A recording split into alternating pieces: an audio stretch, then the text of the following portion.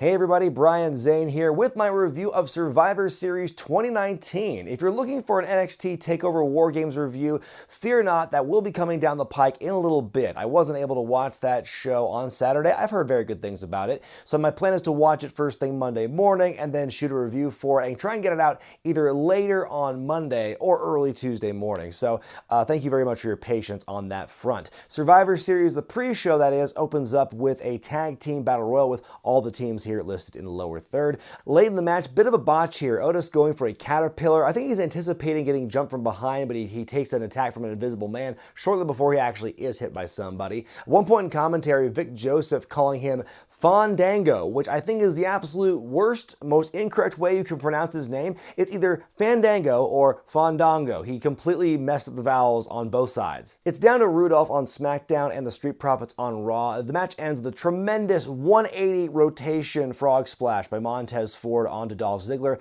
but as soon as he gets up, Robert Roode grabs him, tosses him out of the ring, so Dolph and Robert win the match, and a point for SmackDown here. And here's the big twist from this year to last. They're actually counting pre-show matches on the final tallies this year. So the New Day are finally vindicated after last year's 6-1 record for Raw and SmackDown. For this match, I'm going to give it 1 star out of 5. Nothing much to it, not much to say. It's a bunch of tag teams across all 3 brands, many of whom have really nothing going on for them. So, you know, Battle Royal, what are you going to do? Lio Rush defends the Cruiserweight title against Kalisto and Akira Tozawa. So once again, all 3 brands are represented here in this championship matchup. One of the notable spots for me in this matchup, and it's not a good one, is a triple Spanish fly off the top. When Leo's got his opponents on either side, he does a backflip and they all go down with him. Like, it's impressive, but to me that looks fake as shit. And like, I think it really takes me out of it. And I know that I've been recently, you know, in staunch defense of comedy wrestling, and one of the big gripes that people have with that is, oh, it takes me out of the moment of the wrestling match or whatever.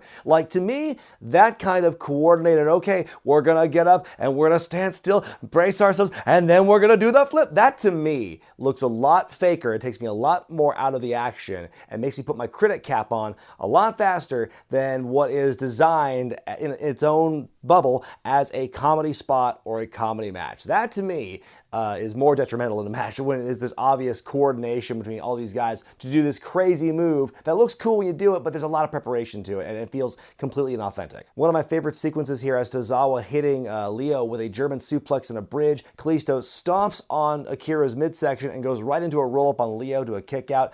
Ultimately, Kalisto hits Tozawa with a Salida del Sol. Leo hits the final hour when he's down to win and retain the championship. I give this one 3 stars out of 5. Again, it is, you know, a standard fare for exciting, high-flying cruiserweight action, but beyond that, there's not much to it. No real story here. It's just basically an exhibition of 3 cruiserweight guys. In your pre-show main event, it's the Tag Team Championship Showcase. You've got the Undisputed Era, the Viking Raiders, and the New Day. And man, how far of a fall has Kofi Kingston had in the last couple of months? Like, they don't even mention on commentary anymore that he was the WWE Champion for like the bulk of this year. One of the biggest moments at WrestleMania was Kofi Kingston winning the belt after he loses to Brock Lesnar. Yeah, he rebounds by getting the Tag Team Championships once again. Okay, that's fine, but to go from being in one of the biggest matches on WrestleMania to being in the pre-show main event at Survivor Series, another major show, and you're just as far away from the conversation for that championship as you could possibly be, to me it is a huge, I mean, it's a travesty is one way to put it. But I will say the New Day, I like their Get Well Soon Xavier Woods custom gimmicks they're wearing. Like, their tights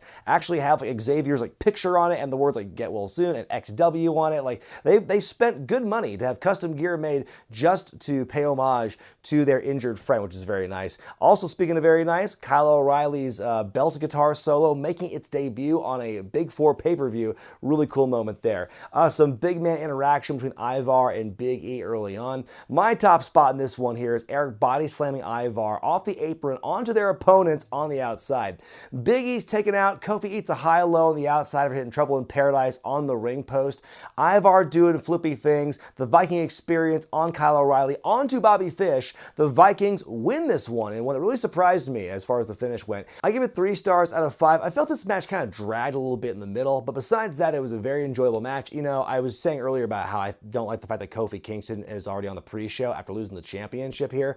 But you know, the New Day, one thing they're very good at that is making the pre-shows very entertaining. They've even referenced the fact they're really good on pre-shows in promos in the years prior. So didn't disappoint here. Very entertaining matchup to end the pre-show. So now all three brands with one win apiece after the kickoff, which essentially means it's a scoreless tie. The show officially opens up with the Women's Survivor Series matchup, Team Raw versus Team Smackdown versus Team NXT, the participants of which were announced earlier in the day. It's basically four ladies from the War Games match and Toni Storm. The rules for these Survivor Series matches are it's triple threat rules, so one person from each brand at any given time. Should be interesting how this is pulled off. Big triple suplex by Toni onto Sarah Logan and Nikki Cross. We get a brief face-off between Io Shirai and Kairi Sane while Carmella's trying to get noticed. Everybody gets their shit in, ending with Banks hitting the backstabber. All of a sudden we see on the outside Io and Candice LeRae appear to be injured by some off-screen thing. I think they said that Io was hit by a Charlotte Spear on the outside or something. The Raw and SmackDown ladies stop everything to mock the NXT ladies, and so two of them are suddenly taken out of the match. Suddenly NXT is down to three people. Belair and Ripley, though, do a very good job working together to eliminate Nikki Cross. Then Bianca eliminates Sarah Logan with a 450. Carmella Hurricane Rana's Charlotte onto Belair. Charlotte then eliminates Carmella with natural selection. Kairi hits the elbow onto Toni Storm. Banks hits the Meteora and eliminates Kairi Sane. Asuka takes out Dana Brooke with a kick to the mush. There's some dissension between Charlotte and Asuka for whatever reason. It does get physical. Asuka retaliates by spraying the green mist into Charlotte's face. And then Natalya, who's on the apron this whole time, just looking at everything and just kind of being like, she looks just disappointed. Doesn't even look mad or anything. Like she's not invested in this matchup. She's just kind of like, what? Oh, come on. What are you guys, what are you doing? Asuka pieces out. Lacey Evans hits the women's right and eliminates Charlotte. Natalya's all alone. The feud between Natalya and Lacey continues. Natalya eliminates Lacey with a very basic roll-up, says bye bitch. Toni Storm in the middle of two submissions and she taps out. A heart attack to Belair and she's gone. Suddenly the 3-on-1-on-1 advantage for NXT goes down to one apiece. I was wondering why Rhea looks so nervous and afraid all of a sudden when it's down to like Natalya and Sasha against her. Considering what she went through the night before, seems very off-brand for her to look so kind of hesitant to get involved in a scrape. That does dissipate pretty shortly afterward because Sasha sucker punches Natalya, eliminates her, so we're down to Rhea and Sasha. Out come Io Shirai and Candice LeRae. They're back from their supposed injuries, but they seem to be totally fine.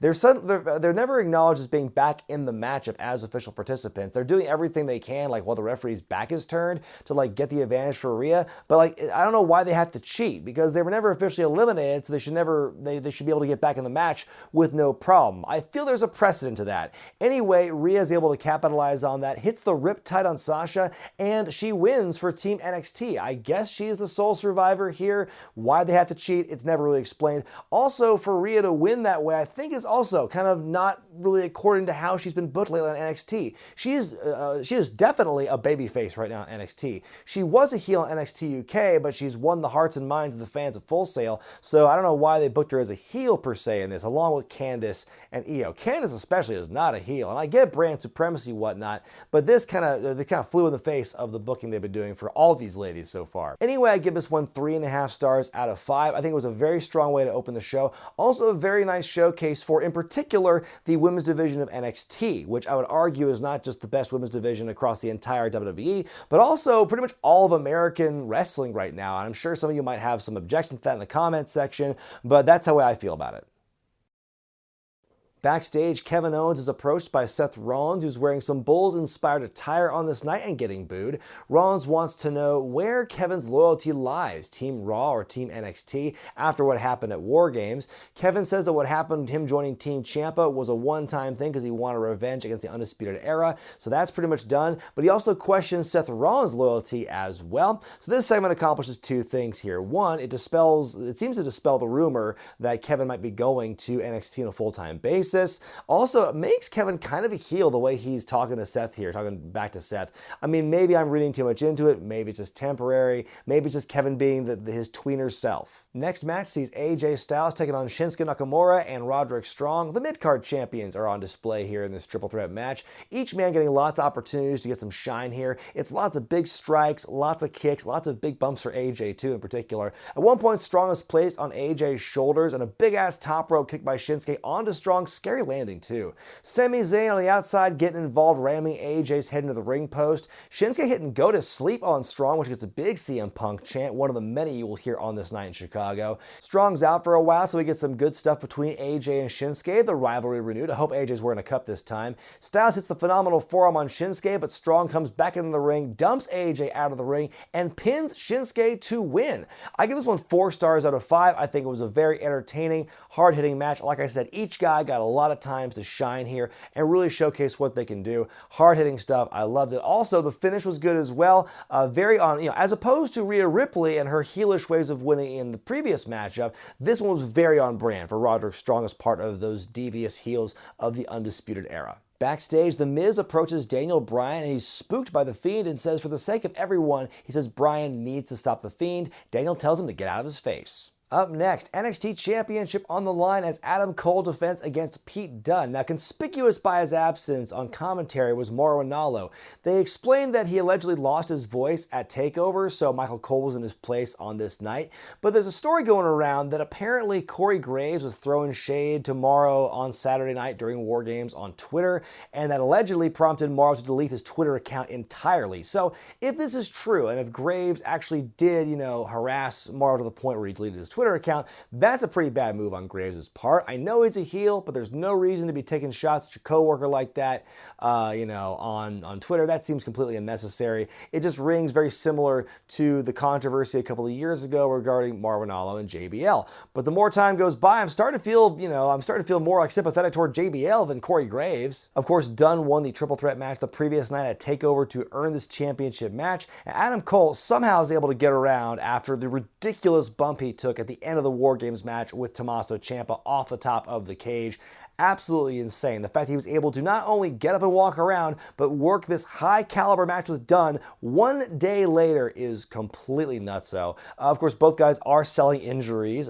Dunne has a leg injury he's selling from the night before, and Cole is just in agonizing pain after every single bump he takes because of the midsection injuries here. Dunne kicks out of the last shot at one point. Cole kicks out of the bitter end. Dunne goes for a moonsault, eats a super kick on the way down. Holy crap, that's a kick out. Some attrition on the apron. Both guys are too hurt to do moves to each other until a Panama fucking sunrise on the apron by Adam Cole. In the end, though, Dunne breaks the fingers, goes for the bitter end, but Cole counters into another Panama sunrise, another last shot. Cole wins and retains the championship. And holy crap, guys, what a match. Considering everything these guys have been involved in the previous 24 hours, especially Adam Cole, this was nothing short of incredibly impressive. I give this one 4.5 stars out of 5. It's my favorite match of the night in terms of pure wrestling action. The only reason I don't give it the full 5-star treatment is because I think, what really, didn't hurt it, but I think there's no story to it. There's no build to it. It was just Pete Dunne wins the night before, here's this matchup. But I know that these two do have a history on NXT, but of course it's never really built on in this matchup. It's not a rivalry matchup. It's, Pete Dunne wins. Here we have this matchup here with Adam Cole the next night. And, given the nature of this pay-per-view, the fact that very few people got, individual storyline or character progressions for feuds or anything, given the nature of the brand supremacy fight, and Adam Cole alone had a very busy November, so wasn't any time to sink his teeth into any kind of individual storylines. So that being said, I still think, it was a fantastic matchup, especially given what they went through the night before. But yeah, if there was a little bit of heat to this and a little bit of a build, would have been so much better. We see some more infighting between Roman Reigns and King Corbin as part of Team Smackdown backstage. Then The Fiend Bray Wyatt defends the Universal Championship against Daniel Bryan. And this match is brought to you once again in Virtual Boy Vision.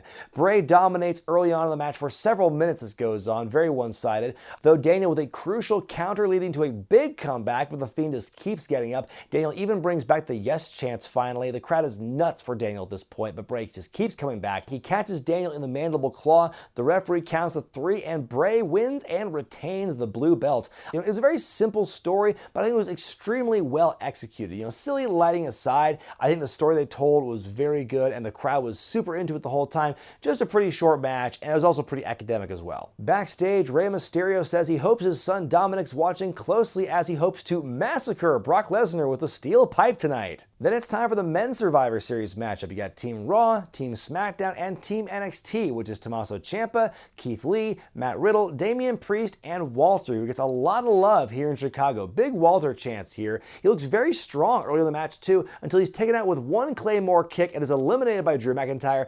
Big old bullshit chant by the audience, and I'm inclined to agree with them. Shorty G gets some time to impress against Ricochet and Matt Riddle, but he's soon taken out by a Kevin Owens frog splash.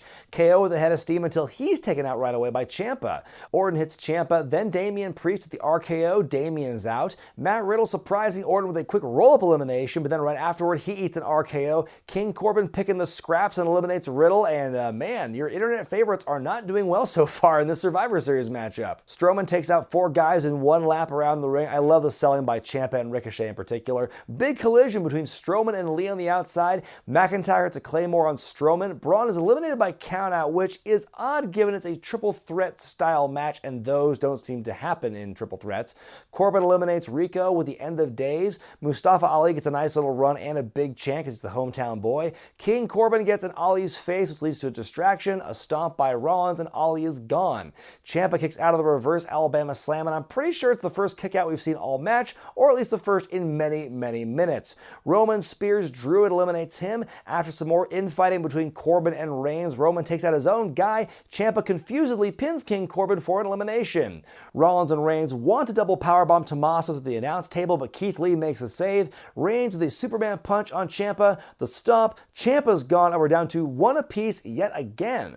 Rollins signals for a stomp, but Keith Lee catches him, hits him with a jackhammer. Rollins is out of the match. It's down to Keith Lee and Roman Reigns. 2 Superman punches and a very, very, very close 2 count there. Lee hits Roman with a spirit powerbomb and a kick out. Keith goes for the moonsault, but he misses. Spear. Reigns wins it for SmackDown. The first part of this match, the first half or so, is really hard to watch at times. Lots of quick and frustrating eliminations for a lot of the most popular guys in the matchup. Guys like Walter and Kevin Owens and Ali and Matt Riddle. And then the second half, though, once it pairs down to the final 6, things really pick up. And I think that's what helps improve the score considerably. A lot of great action, a lot of great storytelling with those final 6 guys. That made it a much more enjoyable match on the whole. Becky Lynch backstage cutting a fiery promo on her opponents Bayley and Shayna Baszler. Then in our next match, the WWE Championship on the line as Brock Lesnar defends against Rey Mysterio, who I can't tell if he's dressed as Doink the Clown or the Joker in this matchup here. Early on, Rey's got his steel pipe, but Lesnar stops him in his tracks, kills Rey for a while. Mysterio shoves Lesnar into the ring post, takes a sweet time getting to the pipe before Lesnar stops him. There's a German suplex on the pipe, which looked very painful. Dominic Mysterio shows up. He's got a towel in his hands, looks to be distracting Lesnar. As that's going on, Lesnar grabs Dominic by the throat. Rey hits a low blow, followed up by one from Dominic. The Mysterios beat the shit out of Lesnar with a pipe and a chair.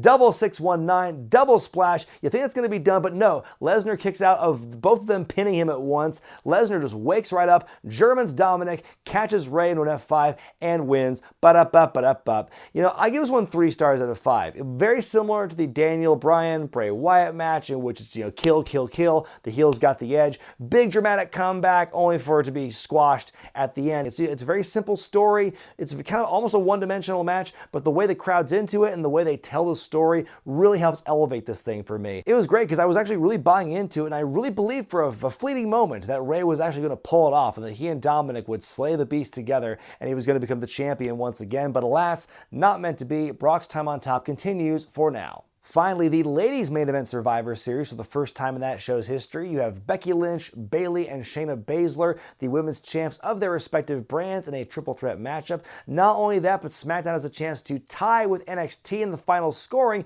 should Bayley win this matchup here. Bit of a botch early on when Bayley doesn't have quite enough space to pull off her sunset flip into the turnbuckle. The crowd is pretty dead for this matchup here, unfortunately. They do come around a little bit though when Becky makes a comeback, dropping both opponents with simultaneous DDTs.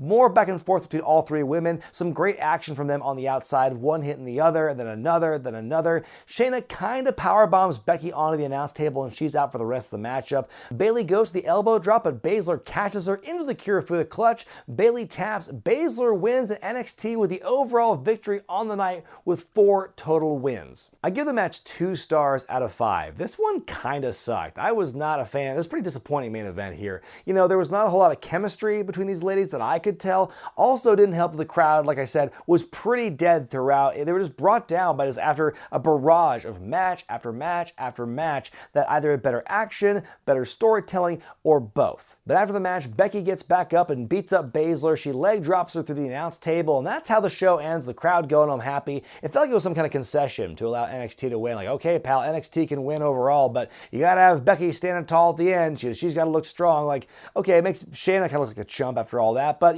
there you go, fade to black. My final grade for Survivor Series 2019 is a B-. I think overall it was an enjoyable pay-per-view. I think the action flowed fairly well. The roughly 3.5-hour runtime I think went pretty quickly, to me at least. There were a couple of hiccups on the night. Unfortunately, one of the biggest hiccups took place in that main event. Like I said, disappointing way to end the show. The fact the match itself wasn't that great kind of took the oomph out of them, the specialness of these ladies main eventing Survivor Series. The two big championship matches, Brock and Ray and Bray and Daniel, had some great stories in the matchup, and I think for the most part, the men's and women's Survivor Series matchups were very well executed as well. Wrestling-wise, the NXT title match, Cole and Dunne is my pick for the best match, but in terms of like spectacle and story, Lesnar and Ray is my pick. As far as what I think this is going to mean for the three brands going forward, well, history has shown us, nothing really comes of a show winning the brand supremacy at the end of it. It just doesn't really matter for the storyline purposes because